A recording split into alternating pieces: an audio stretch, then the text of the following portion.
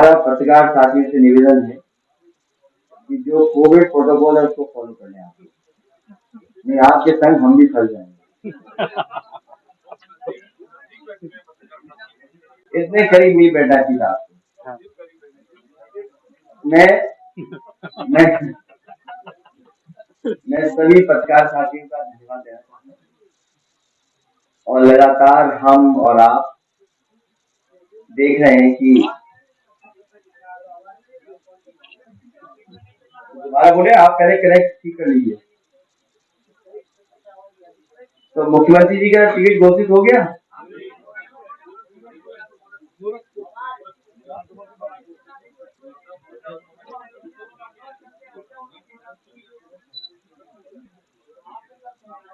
क्या चीज आवाज आ रही है आपके? क्या करोगे?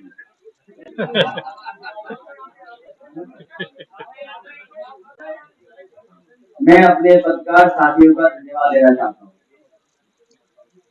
और मैं आपके माध्यम से सभी समाजवादी पार्टी के कार्यकर्ता नेताओं से अपील करता हूँ कि जब भी पार्टी कार्यालय आए तो जो प्रोटोकॉल है कोविड प्रोटोकॉल को पूरी ईमानदारी से फॉलो करें।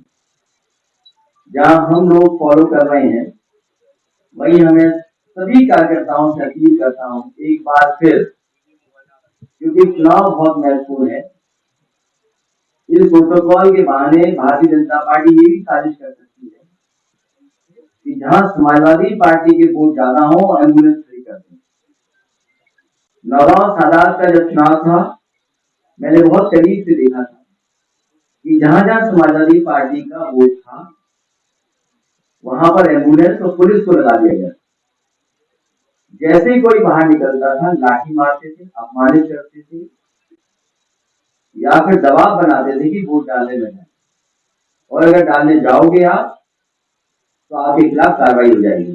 इसलिए मैं सभी समाजवादी पार्टी कार्यकर्ता नेताओं से अपील करता हूं कि जो चुनाव आयोग ने गाइडलाइंस दी है उन गाइडलाइंस का पालन करें। प्रोटोकॉल जो भी है कोविड प्रोटोकॉल को पूरा माने। आज हमारी पार्टी कार्यालय में नोटिस दे दिया गया है, सुना है मेरे आने के बाद तुरंत उसको दीवार पे चिपका दिया। मैं जैसे ही पार्टी कार्यालय में घुसा हूं मैं देख रहा था रास्ते में बहुत बड़े पैमाने में पुलिस चली आ रही। मुझे लगा कि शायद हमारी सुरक्षा बढ़ा दी गई। लेकिन जब मैं पार्टी कार्यालय के अंदर आ गया तो किसी ने मुझे खबर दी है कि आपके पार्टी कार्यालय में नोटिस को चिपका दिया गया। इसलिए मैं सभी कार्यकर्ताओं से नेताओं से कहूंगा कि घर रहें, अपने मोहल्ले में रहें, अपनी विधानसभा में रहें। हम लोग लगातार संपर्क कर करके जानकारी हासिल कर रहे हैं, परिस्थितियों के हिसाब से पूरी जानकारी कर रहे हैं और बहुत जल्दी टिकट घोषित हो जाएंगी। आपको यहाँ आने की जरूरत नहीं है। हो सकता है टिकट की सूची ना आए, वैसे ये ओबी फॉर्म दे दिया जाए, क्योंकि कोविड प्रोटोकॉल का फॉलो करना है। अगर कोविड प्रोटोकॉल को फॉलो नहीं करेंगे तो कहीं ना कहीं आपके ऊपर सुरक्षित लगेगा। जहां तक सवाल चुनाव लड़ने का है, कभी कहते थे कि मथुरा से लड़ेंगे, कभी कहते थे अयोध्या से लड़ेंगे, कभी कहते थे प्रयागराज से लड़ेंगे, कभी कहते थे देवबंद से लड़ेंगे। मुझे खुशी है इस बात की कि भारतीय जनता पार्टी ने पहले ही उन्हें अपने घर दिए। हालांकि वो कल से गोरखपुर में टिकट पहले बुक कराई थी उन्होंने 11 तारीख की। अब मुझे लगता है कि गोरखपुर में ही उन्हें रहना पड़ेगा। अब गोरखपुर से वापस आने की जरूरत नहीं है। उनको बहुत बहुत धन्यवाद। आपको क्या लगता है गोरखपुर का जो फैसला है इसकी वजह क्या है कि आपके पहले से काउंटर करने की वो भारतीय जनता पार्टी के सदस्य नहीं है, इसलिए उन्हें घर भेज दिया।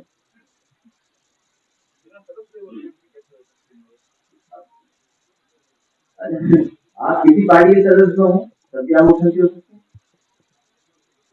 हाँ, किसी पार्टी के सदस्य हो तब भी आप बन सकते हैं। और अभी तो जनता को भेजना था, जनता के भेजने से पहले ही भेज दिया होगा। सर मैं तो लगभग हिंदी का बच्चा हूँ। मैं आपसे पूछना चाहता हूँ कि जो 107 बीजेपी अपने उम्मीदवारों की जारी की है, उसमें 21 ऐसे हैं जिनके टिकट कटे सिटिंग विधायक हैं। उनमें से कितने आपके पास आ रहे हैं? मैं भारतीय जनता पार्टी से कहूंगा कि अब किसी भी भारतीय जनता पार्टी के विधायक को मैं नहीं दूंगा। अब आप जितनों के आप टिकट काटना चाहें काट सकते हैं।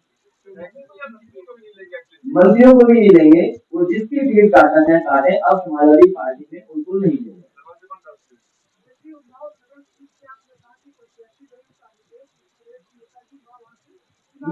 ये आजकल के जमाने में जो सोशल मीडिया व्हाट्सएप यूनिवर्सिटी से जो क्रिएट होते हैं मैसेजेस, उसी की तरह से एक मैसेज क्रिएट किया गया है। ये हमारी पार्टी ने नहीं ऐसा किया।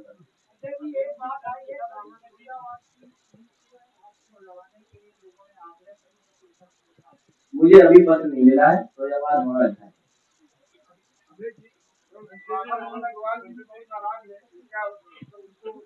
हाँ, एक गुंजाइश हो सकते हैं, ये ठीक आया। हाँ, एक के लिए जरूरत है, क्योंकि अतुल अग्रवाल ने पूछा था, दूसरे अग्रवाल का नाम ले दिया, तो ठीक है। पार्टी में लिया तो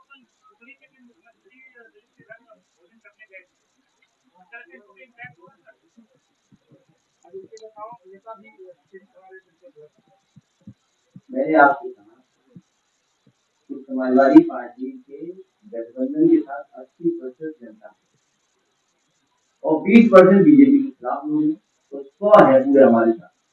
साफ होने जा रही है भारतीय जनता पार्टी का।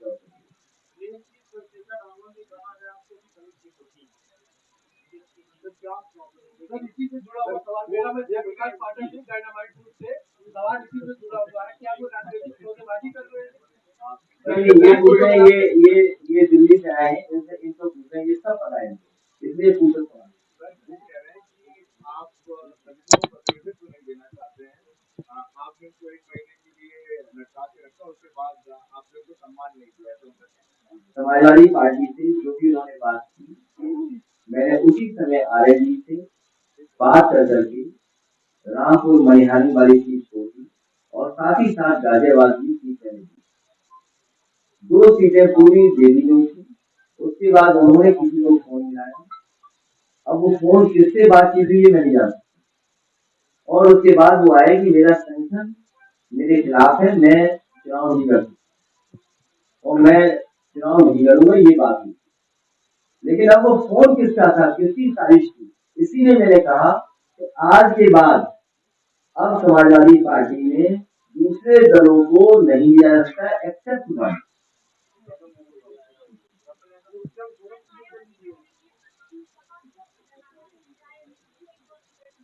ये उनका पुराना है, लेकिन जन्मदिन के दिन ऐसा नहीं सवाल पूछना चाहिए। मैं उनके जन्मदिन में बहुत बहुत बधाई देना चाहता हूँ, बहुत बहुत शुभकामनाएं देना चाहता हूँ। उनका साथ देता रहे, और जो बात आपने कही सब है। सर आप कह रहे हैं कि आपकी सरकार बनेगी, मंत्री आप होंगे, कितने मंत्री होंगे, क्योंकि बहुत चर्चा हो रही है कि तुम्हारे साथ मोदी की गोली दी गई है, वो भी आपने अपनी बात कह दी, तो मैं क्या कहूँ। इसके अलावा जब जवाब दे दिया आपने तो मैं क्या बोलूं। आपने सवाल मुझे समझ में नहीं आया। जब आपने सवाल ही एक जगह की गोली दे दी है, राजनीति में गोली थोड़ी दी जाती है, राजनीति में भरोसा किया है।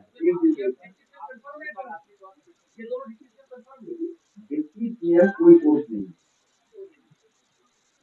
और इस तरह जो डिप्टी सीएम को आपने देखे, एक स्कूल वाले डिप्टी सीएम और दूसरा उन्होंने अपनी जिंदगी भर कूड़ा और तमाम नालों की सफाई में समय गुजारा।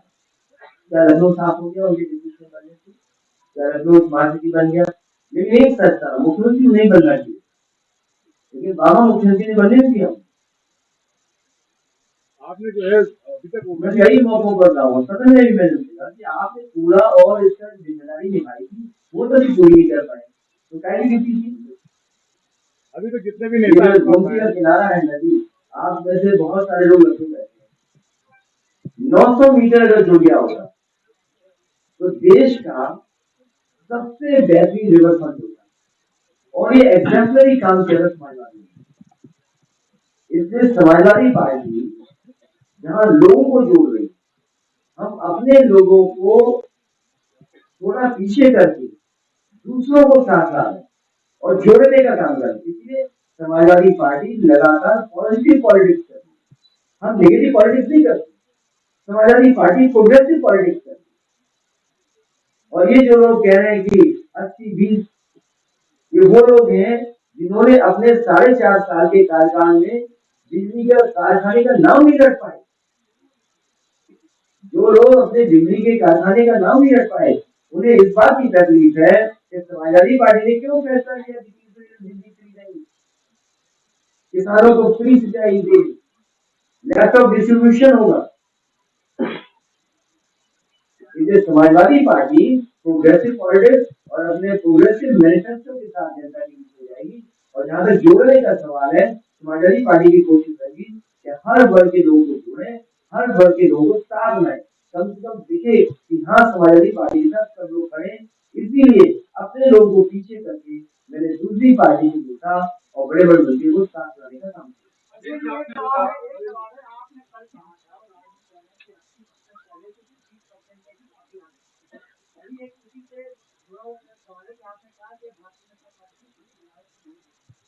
मगर क्या भारतीय जनता पार्टी के प्रबंधन में शामिल कोई दल आपसे जोड़ना चाहेगा तो क्या अब आप गुंजाइश है? अब हमारे पास गुंजाइश नहीं है। अब हम चुनाव में चले गए हैं, एक फॉर्म बढ़ चुके हैं, बहुत पार्टी आगे बढ़ चुकी है और बहुत त्याग किया है पार्टी की टिकटों को, बहुत पार्टी की टिकटों का मैंने त्याग किया, सब जाकर के जोड़ पाए। इसे त्याग कर करके हम लोग को साथ लाने का काम करना, बहुत सी चीजों को भुला करके हम लोग साथ आपने अभी लगातार कहा कि आप पॉजिटिव और पॉजिटिव पॉलिटिक्स कर रहे हैं, लेकिन एक सवाल खड़ा हो रहा है, आपने जो नारी दर्शन आदि मदन भैया जी को जो टिकट दिए हैं आपके गठबंधन में, बाहुबली, दबंग, कंट्रोवर्शियल हिस्ट्री जीता, दूसरा के नाम भैया के नाम जुड़े हुए हैं, तो इनको भी टिकट देने की मजबूरी क्यों पड़ गई? हम लोगों ने मुखर्जी जी से सीखा, उन पर बहुत सारे मुकदमे थे, न जाने कितने मुकदमे उनके पास, उनके ऊपर न जाने कितने मुकदमे थे। हम लोगों ने जो कुछ सीखा है वो मुखर्जी जी से सीखा है। पर आपको अलग पॉलिटिक्स की बात कर रहे हैं कि आप उनकी पॉलिटिक्स नहीं करते हैं, आप अलग पॉलिटिक्स करते हैं। इसीलिए हम कह रहे हैं कि प्रोग्रेसिव पॉलिटिक्स करने में लोगों को जोड़ने का काम है। 107 सीटों में से भारतीय जनता पार्टी ने लागू किया, उसमें से 68% सीटें जो है वो पिछड़ा वर्ग के लिए है, महिलाओं के लिए। आप मानते हैं कि बीजेपी का ये मास्टर स्ट्रोक है चुनाव से पहले? भारतीय जनता पार्टी वैसी इंडिविजुअल हो चुकी है, रनावल हो चुकी है, वो कांग्रेस से बाहर जा चुकी ये भी चंद्रशेखर कह रहे हैं कि आप गठबंधन नहीं करना चाहते उनके साथ। अभी उन्होंने प्रेस कॉन्फ्रेंस है। 4 सवाल इकट्ठे आ रहे हैं।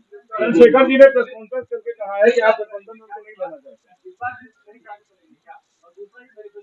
लिस्ट जारी हो जाएगी और मैनिफेस्टो बहुत जल्दी, मैनिफेस्टो बहुत जल्दी लेकर के आऊंगा और समाजवादी पार्टी का मैनिफेस्टो प्रोग्रेसिव होगा। और कोशिश की जा रही है कि जिस तरीके से 2012 में बहुत ही प्रोग्रेसिव उत्तर प्रदेश का इंफ्रास्ट्रक्चर कैसे बेहतर हो, उत्तर प्रदेश में स्वास्थ्य सेवाएं कैसे बेहतर हो, मेडिकल फैसिलिटीज बेटर कैसे हो, एजुकेशन कैसे बेटर हो, और आज के हिसाब से एजुकेशन के साथ साथ ट्रेनिंग अच्छी हो, और वही सोशल स्कीम कैसे हो, समाजवादी पेंशन जैसी एक शानदार अच्छी स्कीम जहाँ महिलाओं की मदद की जा रही थी, उनके सम्मान के लिए मदद हो रही थी, उससे कोशिश कर रही है, उससे बेहतर स्कीम लाने का काम मैनिफेस्टो के माध्यम से हो।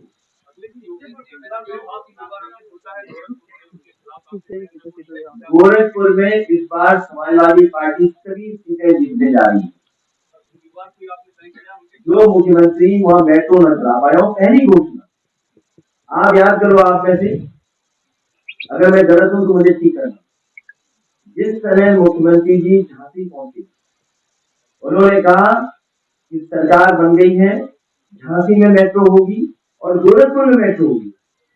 तो जो मुख्यमंत्री अपने घर में मेट्रो न चला पाए हो, जो मुख्यमंत्री अपने यहाँ सीवर लाइन न बचा पाए हो, इस बार भी लोगों को नाव से चलना पड़ा गोरखपुर। और जिस मुख्यमंत्री ने बिजली महंगी कर दी, बेरोजगार न जाने कितनी बार लाठी खाई गोरखपुर में, इस बार गोरखपुर की जनता इनको मुख्यमंत्री के सामने समाजवादी पार्टी के उम्मीदवार के तौर पर नहीं, अभी तो कोई बात ही नहीं है कि उसमें मैं आपसे बात कर रहा हूँ। मुझे तो आपके आने से पहले मुझे पता लगा कि उन्हें गोरखपुर से लड़ाया जा रहा है। और मैं तो ये मानता हूँ कि भारतीय जनता पार्टी ने उन्हें घर पहले ही भेज दिया, अभी तो जनता को भेजना तो भेजना। राष्ट्रीय को सवाल है सबसे पहले कई राज्यों से छत्ता मुख्यमंत्री और दूर मुख्यमंत्री आप समर्थन देना नहीं मैं है भाजपा के लोग करीब 300 यूनिट नहीं दे पाएंगे। ये भारतीय जनता पार्टी को शोभा नहीं देता, क्योंकि उनके मुख्यमंत्री के मुंह से अगर आपने 4.5 साल में एक बार भी बिजली कारखाने का नाम सुना होगा, एक बार भी सुना होगा, नहीं सुना ना?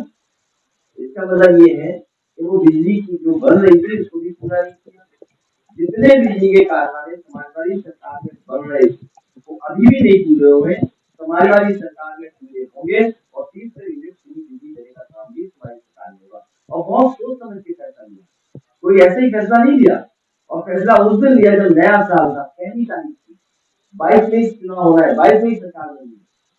समाजवादी पार्टी और हम लोगों ने पूरा होमवर्क करके जानकारी हासिल करके ही फैसला लिया है कि उत्तर प्रदेश में बिजली दी जा सकती, बिजली पर्याप्त है। और जितना समाजवादियों ने काम किया, आप ललितपुर चले जाइए, बिजली के कारखाने कितने बनाए, सोलर एनर्जी के प्लांट कितने लगाए। आप महोबा में चले जाइए, सोलर के प्लांट कितने लगाए। गाँव मुरई में चले जाइए, प्लांट कितने लगाए। आप बनारस मिर्जापुर में पता करिए, यहाँ पर फ्रांस के उस तरह के प्रेसिडेंट आए थे और उन्होंने इसका उद्घाटन किया था, तो वो किसने लगाया। और कई 500 हेक्टेयर जमीन बड़े गांवों में दी थी केंद्र सरकार को, यहाँ पर बड़ा मेगा सोलर प्लांट लगा दो, लेकिन अभी तक केंद्र सरकार ने सहयोग नहीं किया। पता नहीं यूपी के साथ भेदभाव क्यों किया केंद्र सरकार। और मुझे याद है कलाम साहब जब आए थे राष्ट्रपति जी, उन्होंने 9 पॉइंट प्रोग्राम पर मुझे प्रेजेंटेशन किया था। उसमें 8 पॉइंट हम पहले से कर रहे थे, तो में लागू कर चुके थे, जगह जगह उसकी योजना चल रही थी। और जो उन्होंने कहा कि मिनी ग्रिड से एक गांव को सोलर से पूरा बिजली दीजिए, मैंने उनसे उसी समय निवेदन किया कि मैं बहुत जल्दी इसको लागू कर दूंगा। मैंने लागू किया, 3-4 महीने के अंदर मैंने वो गांव में बिजली फ्री दी। और उसका परिणाम ये हुआ कि उस तरह के रहे राष्ट्रपति कलाम साहब खुद आए थे और उसको उद्घाटन किया।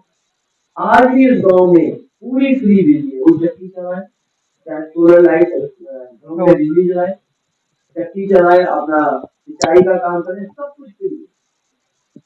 तो अगर एक गांव हो सकता है, उसमें और गांव भी मैंने दिए थे, चतनिया घाट के आसपास गांव दिए थे। अगर आपको याद हो, लोहिया गांव, लोहिया जो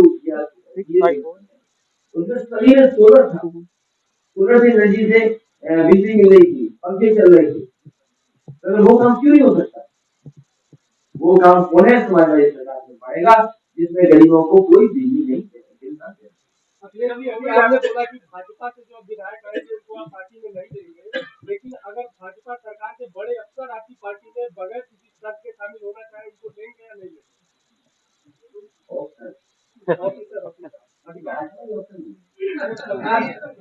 ऑप्शन बदल जाते उसमें विचार करेंगे, तो टिकट नहीं मांगेंगे और ऑप्शन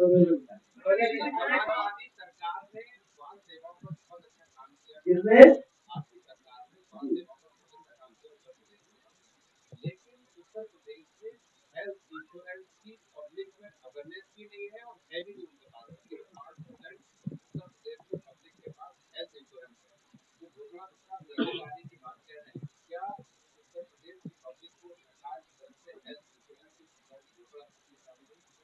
इंश्योरेंस एक दूसरा सवाल है, लेकिन सरकारी अस्पताल या ऐसी संस्थाएं प्राइवेट भी हो जहाँ गरीब को फ्री इलाज मिल जाए।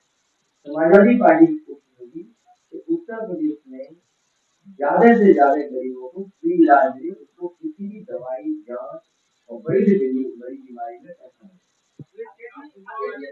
और इंश्योरेंस दूसरा विषय सर, कोविड को लेकर आवाज है, क्या आप चुनाव लड़ेंगे और लड़ेंगे तो किस?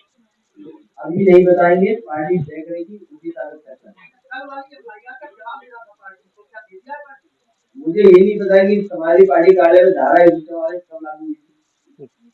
सर, कोविड का जवाब देना, जब हमें ये नहीं पता धारा 144 लागू है। अगर धारा 144 लागू तो आज से रखा है। और जो भारतीय जनता पार्टी एमएमएसआई कार्यक्रम तो जब समाजवादी पार्टी को और हमारी जानकारी में नहीं था कि पार्टी कार्यालय के अंदर हमें तो ये जानकारी थी वर्चुअल रैली। अच्छा, वर्चुअल रैली की डेफिनेशन हमें नहीं पता थी, तो हमें ये लगा कि कुछ लोग सामने रहेंगे और वर्चुअली सबको भेजा जाएगी, कैमरे से सबको दिखाएंगे। तो जो लोग आ गए वो आ गए, हमें तो किसी को नहीं बताया, क्योंकि लीडर के सामने जब तक माइक ना हो और कुछ लोग ना हो तो बात निकलती नहीं। इसलिए वो वर्चुअल रैली थी, वो लोग जो आ गए, आने वाले समय में हम कोशिश करेंगे कि ऐसे लोग ना आए और जो प्रोटोकॉल है उसको फॉलो। सर, कोविड एसोसिएट लेकर आपको नोटिस दे दिया गया, लेकिन कोविड एसोसिएट को लेकर आपको नोटिस दे दिया गया। मेरा सवाल ये है कि एलयू के तमाम हॉस्टल्स में जो कोविड ब्लास्ट हो चुका है, बच्चे और छात्र परेशान हैं, तो कहीं ना कहीं प्रशासन की बड़ी लापरवाही, प्रशासन ध्यान नहीं दे रहा। क्या कुछ कहेंगे? प्रशासन कभी भी ध्यान नहीं देगा। इन्होंने स्वास्थ्य सेवाओं को चौपट किया है। आज गरीब को कहीं इलाज नहीं मिल रहा है, न ऑपरेशन हो रहे सरकारी अस्पताल में, न दवाई मिल रही है, न जांचें हो रही है। तो राजधानी नगर की हालत है कि हॉस्टल के बच्चे जो माँ बाप से दूर है और यहाँ पर पढ़ाई करने आए, अगर उनकी देखभाल सरकार नहीं करेगी तो कौन देखभाल? इसलिए सरकार की जिम्मेदारी बनती है उन बच्चों को अच्छा से अच्छा इलाज और तुरंत प्रोटोकॉल के तहत जो दवाइयाँ उपलब्ध करानी चाहिए वो उपलब्ध है। सर, आपने योगी सरकार के 4 बड़े अधिकारियों के ऊपर समाजवादी पार्टी ने आरोप लगाया कि चुनाव उसमें आपकी क्या कुछ सवाल हुआ? देखिए, अगर विपक्ष की सरकार होती तो अधिकारी अभी तक नहीं होते। जब सत्ता एक जगह हो, दोनों पार्टियों की सत्ता एक जगह हो, दोनों सत्ता एक पार्टी की है, हमें उम्मीद है कि चुनाव आयोग इन बातों को देखेगा और अधिकारी के साथ कार्रवाई करेगा। बात की भी खबर है कि आपके कई नेताओं की उधर की जमीन की बात चल रही है, जहां तुम्हारा ट्रांसफर होने तो हम तो चाहते जल्दी चले जाए, जाना चाहते तो जगह सबकी खाली है। अखिलेश जी, अखिलेश जी, सर, अभी विचारधारा और एक लड़ाई लड़ रहे हैं, किस चीज को रोकेंगे, कब कौन चलाएगा? सर, आपने कहा कि आपकी पार्टी ने बहुत त्याग किया है, जो बागी दलों से, मतलब जो आपके पास बागी नेता आए हैं, तो क्या सर आप ये कहीं ना कहीं ये मतलब अपने आप से ये कहेंगे कि आप पार्टी का 4.5 साल का होमवर्क था वो अपने आप में कंप्लीट नहीं था बीजेपी को अकेले चुनौती देने के लिए? कभी कभी राजनीति में वो परिस्थितियां बनती हैं जहाँ बड़े चेहरे बड़े नेताओं को भी साथ जोड़ा है, इसलिए उनको जोड़ने के लिए त्याग समाजवादी पार्टी ने। सर, आपकी पार्टी में भी तो कई कद्दावर नेता रहे हैं और हैं भी अभी भी, जो अपने आप में बहुत बड़े चेहरे हैं। कई बार ऐसा भी देखने को मिलता है कि जो नेता हैं उनके आने से एकदम माहौल बदल जाता है।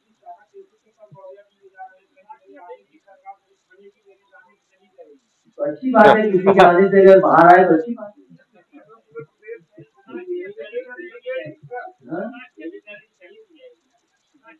क्या बोलूं?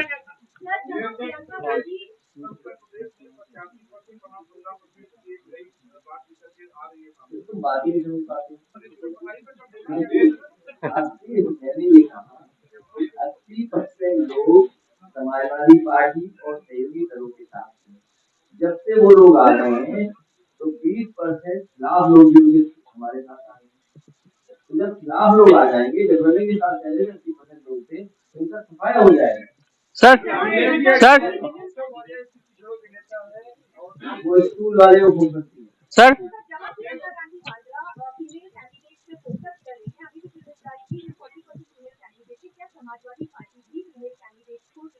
समाजवादी पार्टी पूरी महिला प्रत्याशी उतारेगी जो जीतेंगी।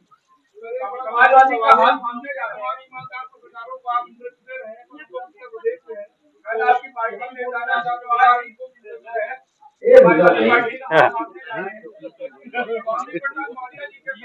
ये सभी का वही सवाल है, पार्टी में सबसे बड़ा चेहरा कौन होगा? चौहान या लड़ाई मत कराओ। अखिलेश जी, तो हम क्या है? हम क्या है? आप तो बहुत है। क्या बताओ? क्या बात है? अखिलेश जी, आप बीजेपी में लगातार हमला बोल रहे हैं, लेकिन आप कांग्रेस को लेकर काफी सॉफ्ट है। कांग्रेस को लेके आप काफी सॉफ्ट थे, इस पर क्या कहना चाहेंगे? कांग्रेस कहीं नहीं, कांग्रेस केवल साजिश कर रही है। तो चुनाव के बाद गठबंधन होगा? चुनाव के बाद गठबंधन हो सकेगा? दिल्ली में बैठी केवल साजिश, कांग्रेस से अलायंस नहीं करेंगे, वो उतना ही समझिए जितना मैंने कहा कि कांग्रेस साजिश कर रही है, हमारी पार्टी की सरकार न बन जाए।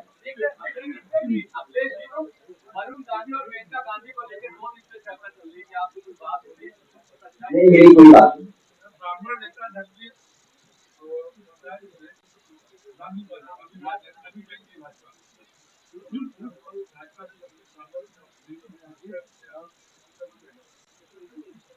उनके बारे में क्या करें?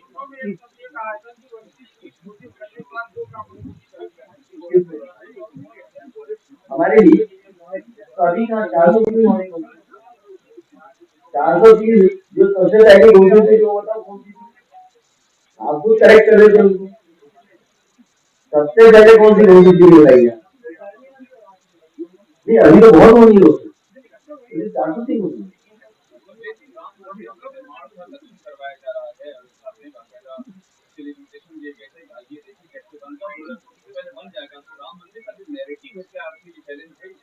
मैं भी आपसे कहूंगा कि मैं भी अपने मंदिर बना रहा हूँ, उनको देखा मैं भी बना रहा हूँ, एक ऐसे ही बनेगा भगवान के मंदिर, क्योंकि भगवान श्री राम ऐसे मत। देखिए, हम सभी भगवानों को मानते हैं, हम सभी भगवानों को मानते हैं। भगवान विष्णु के जितने अवतार हैं, देवी देवता, उस सबको मानते हैं।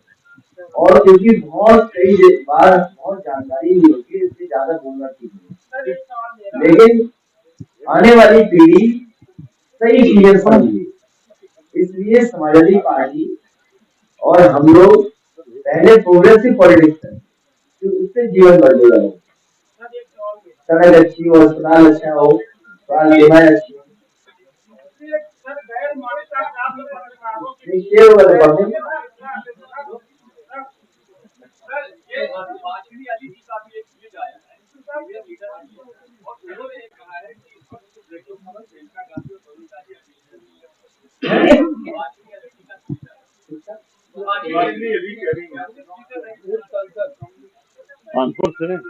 अरे लकी अकाउंट चलते हैं, तो भी कहाँ है, क्या अकाउंट देख रहे हो?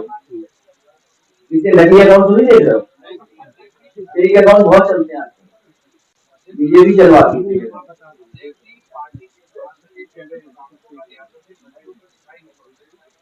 आपको क्या तकलीफ है?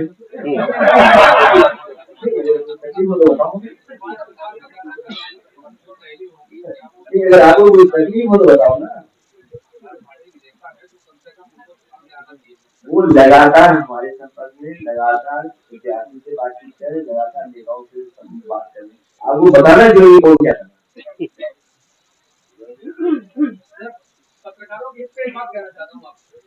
जो अच्छी बात कहोगे स्वीकार कर लेंगे।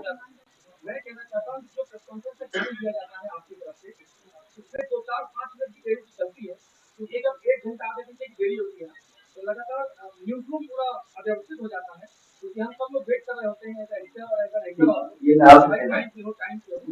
और कई बार ऐसा पता नहीं रहता है कौन सूची जारी होगी किसी की। अरे कहाँ लगेंगे चुनाव, पता लगा वो भेज दिए इसलिए दे रहा है। हाँ, ये बात इसकी स्वीकार करते हैं, प्रेस में जो समय दिया जाएगा उससे 5 मिनट लग जाएगा। Thank you. अध्यक्ष जी, ग्रामीण इलाकों में वर्चुअल रैली कैसे करेंगे? मैं चाहूंगा हाँ, 2-3 वीडियो है वो चला देना।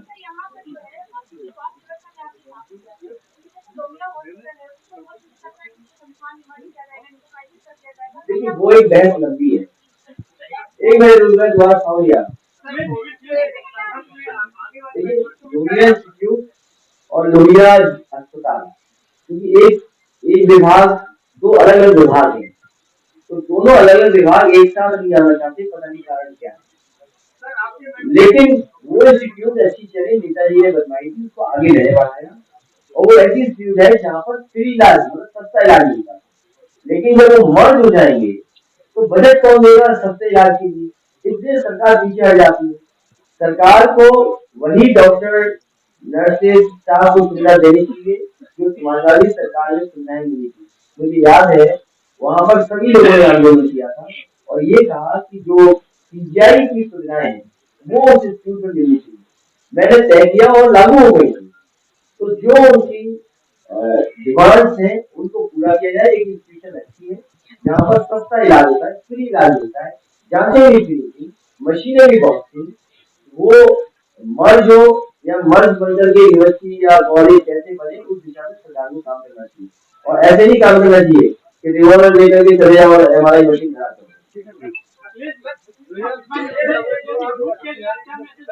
पानी को लेकर बीजेपी ने भी घर घर साफ पेयजल की योजना शुरू की थी। आप भी अपने मैनिफेस्टो में गांव और ग्रामीण क्षेत्रों के लिए साफ पेयजल का घोषणा पत्र में जोड़ने जा रहे हैं। जिस समय मैंने स्मार्ट विलेजेस बनाने का काम किया था वहां पर पायलट प्रोजेक्ट में कई गाँव में आरओ मशीन लगाई थी और कई गाँव ऐसे हैं सोनभद्र है, उन्नाव है, रायबरेली जिसमें किसी में फ्लोराइड ज्यादा था, किसी में आयरन ज्यादा था और आयरन और फ्लोराइड के ज्यादा होने की वजह से कई बीमारियां होती, हड्डियों को टूट जाना, बाल गिर जाना, आईसाइट का कमजोर होना। तो वहां पर आरओ मशीन लगाना शुरू कर दिया था और कुछ जगह ऐसे पायलट प्रोजेक्ट स्कूल में आरओ की बड़ी बड़ी मशीनें लगाई थी। एक्वागार्ड कंपनी उसने आरओ मशीन लगाई। तो जहाँ पर शिकायत है पानी को लेकर के वहां पर जरूर इस तरह का शुद्ध जल देने का इंतजाम होना चाहिए।